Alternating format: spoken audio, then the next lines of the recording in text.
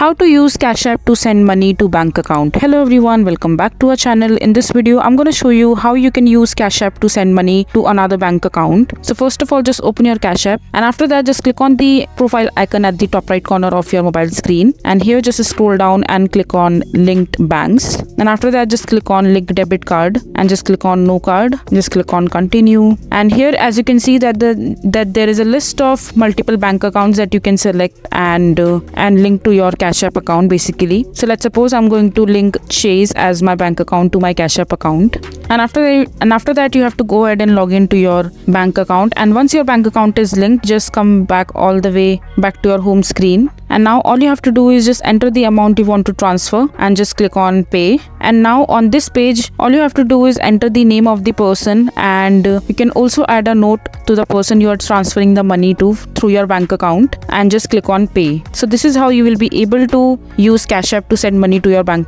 to another bank account. I hope you find this video to be helpful. So that is it for this video. If you find this video to be helpful, make sure to hit that like button and don't forget to subscribe to our channel for more such informative videos, and I'll see you the next time.